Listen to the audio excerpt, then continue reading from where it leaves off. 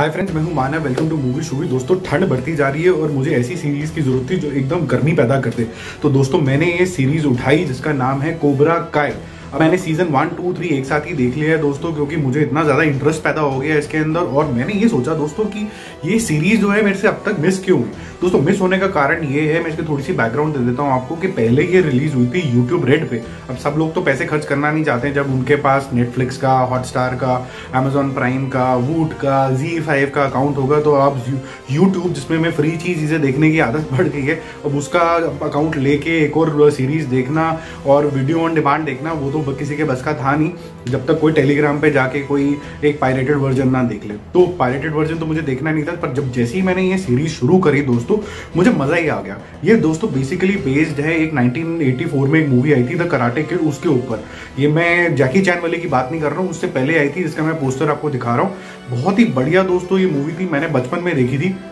और ये इसमें यह दिखाया जाता है कि इसके अंदर दो कैरेक्टर्स हैं जिसके अंदर आपस में लड़ाई होती है। एक का नाम है डैनियल और एक का नाम है जॉनी। अब ऑब्वियसली जो डैनियल है वो एक अच्छा लड़का है और उसका जो सेंसी है उसको अच्छे से ट्रेन करता है और जॉनी को हरा देता है। दोस्तों, इसी कहानी को आगे लेके जाता है द कोबरा काय 1, 2, 3 जो सीरीज आई है। दोस्तों, एक और चीज़ इंपॉर्टेंट बात यहाँ पर यह है कि आपको ये हिंदी में मिल जाएगी। करीबन 30 मिनट के आसपास के इसके हर एक जो है एपिसोड्स हैं और 3 सीजन हैं। लगभग आपको 30 एपिसोड दोस्तों देखने पड़ेंगे, जो कि 30 मिनट्स ईच होंगे। आपका वर्थ है सैटरडे संडे में अगर आप कुछ देखना चाहते हो तो पूरी फैमिली के साथ आप ये देख सकते हो। दोस्तों, इसके अंदर जो अच्छी बात जो मेरे को लगी कि इसके अंदर फर्स्ट ऑफ ऑल तो लेसन बहुत सारे हैं। जिस चीज़ को हम कई बार बुरा समझ लेते हैं या अच्छा समझ लेते हैं, वो हमारी जो समझ होती है इन सब चीज़ों के बारे में, ये उसको चैलेंज कर देती है। तो फॉर एग्जाम्पल, जिसको हमने विलन समझा होता है जॉनी को, एक्चुअली में वो विलन नहीं है। हो सकता है कि उसकी जो टीचिंग है थ्रू हिज टीचर सेंसे वो गलत हो सकता है डैनियल जो है उसकी जो टीचिंग भी सही हो और उसकी जो सेंसे है, सेंसे का मतलब होता है जो उसका गुरु होता है, वो उसने उसको अच्छे से सिखाया भी हो। दोस्तों, आप बोलोगे कि द कराटे किड क्या पहले देखनी पड़ेगी 1984 वाली तभी हमें ये समझ में आएगी। दोस्तों, ऐसा कुछ भी नहीं है, क्योंकि कराटे किड जो एक पूरी सीरीज थी, 2-3 आए थे इसके पार्ट्स, आपको कुछ भी देखने की जरूरत नहीं है। मैंने भी जो है सिर्फ फर्स्ट पार्ट देखा था, लेकिन मुझे इसका स्टोरी का कनेक्ट एकदम अच्छे से समझ में आ गया। तो आप मोटा मोटा ये समझिए कि जो जॉनी का कैरेक्टर है जो कि हार गया था, वो अब ड्रंकर्ड है, एक फेल्ड हस्बैंड है और एक फेल्ड फादर है। डैनियल जो है वो काफी ज्यादा सक्सेसफुल है, ऐसा दिखाया गया है सीरीज के अंदर, स्टार्टिंग के अंदर ही। और ऐसा भी दिखाया गया है कि जॉनी जो है वो एक सेल्फ पिटी मोड के अंदर चला गया, क्योंकि एक तो वो सक्सेसफुल नहीं है और जो हार है डैनियल से वो उसको बर्दाश्त नहीं हुई थी। और मोटा मोटा अगर आपने 1984 वाली अगर मूवी वाली देखी होगी तो आपको ये पता चल जाएगा कि जॉनी एक्चुअली के अंदर डैनियल से ज्यादा बेटर था, पर एंड में एक पेतरे की वजह से डैनियल जो है वो जीत जाता है। अब मैं आपको ये भी बताना चाहता हूँ कि दोनों आपस में दुश्मन नहीं है, पर इनकी आपस में खट्टी मीठी जो बैंटर है, खट्टी मीठी जो लड़ाई है, वो आपस में चलती रहती है। अब इन दोनों की जिंदगी अलग अलग चल रही है, ये एक दूसरे की खींचातानी करते रहते हैं जब कभी भी किसी से टकरा जाते हैं सेम शहर में।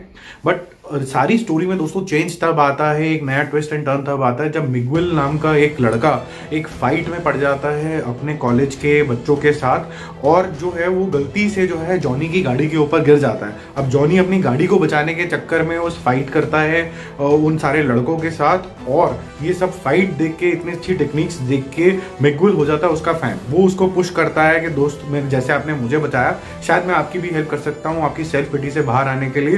तो वो ये सब चीज़ों से काफ़ी ज़्यादा इंस्पायर होता है और खोलता है अपना कोबरा काय डोजो। डोजो मतलब जहाँ पर इसके लेसन्स दिए जाते हैं कराटे के, और वो अपने बाकी बच्चों को भी सिखाता है। और वो अपनी जो टेक्निक्स हैं, अच्छे लेसन्स हैं, और जो उसके गुरु ने उसको ज्ञान दिया था, और वो ज्ञान सिर्फ लड़ने का नहीं होता है, the way you approach the fight, मतलब आपको ऑनेस्ट रहना है और अच्छे से लड़ना है, ये सारी चीज़ें भी उसके अंदर सिखाई जाती हैं, वो सिखाता है। अब दोस्तों, आगे ये दिखाया गया है कि जॉनी का जो डोजो है वो काफ़ी ज़्यादा पॉपुलर हो जाता है।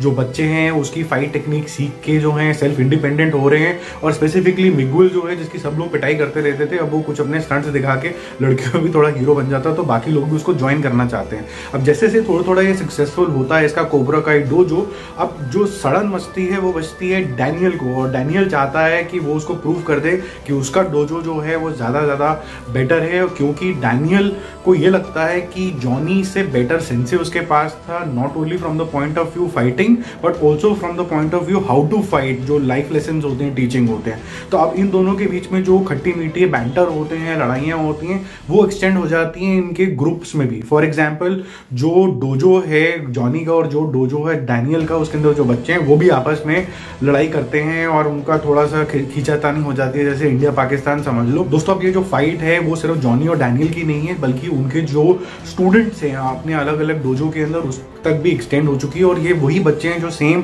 जो है यूनिवर्सिटी के अंदर पढ़ते हैं। जो चीज़ दोस्तों आपको अच्छी लगेगी वो ये है कि इस स्टोरी की जो शार्पनेस है, जो एडिटिंग है और जिस तरीके का एक्शन यूज़ किया गया है वो बहुत ही ज़्यादा बढ़िया है। पुरानी रेफरेंसेज आती रहती हैं, तो वो आपको जो ड्रामा का क्वेश्चन है बहुत ज़्यादा अच्छा है। ऐसा नहीं है कि बहुत ज़्यादा फाइट होती जा रही है और वो आपको बोर कर रही है। और काफ़ी सारे जो लोग हैं जो कि ज़्यादा एक्शन मूवीज़ या सीरीज़ नहीं देखना चाहते, उनको ऐसा परेशानी नहीं होगी, क्योंकि इसके अंदर ड्रामा ज़्यादा है जिसको एक्शन जो है वो सपोर्ट करता है, जो कि बहुत ही अच्छी बात है। मैं बोलूँगा काफ़ी अच्छे तरीके से वो कॉम्प्लीमेंट करता है। तो दोस्तों ओवरऑल बेसिस में मैं आपको ये बोलूँगा कि ये बहुत ही बढ़िया रिप ऑफ है, जहाँ पर हमें ये लगता है कि एक जो इंसान है वो बुरा है, एक्चुअली में बुरा नहीं है, वो बाजीगर है, हार के जीतने वाले को बाजीगर बोलते हैं। इसी तरीके से दोस्तों जो जॉनी है वो हार के वापस आता है, और वो जीतता है कि नहीं जीतता है, आप सीरीज़ देखो। मैंने हालांकि आपको काफी हद तक हिंट दे दिए हैं, आप देखो सीजन 3 भी इसी तरीके का बहुत ज्यादा कमाल का। I am sure you will enjoy it. और अपने प्लीज कमेंट भेजना कि आपको जो मेरी बात है वो ठीक लगी कि नहीं लगी। अगर आपको कुछ कंफ्लिक्टिंग व्यूज हैं तो आप सोशल मीडिया हैंडल पे या फिर कमेंट बॉक्स पे भी डाल सकते हैं। सी यू, बाय।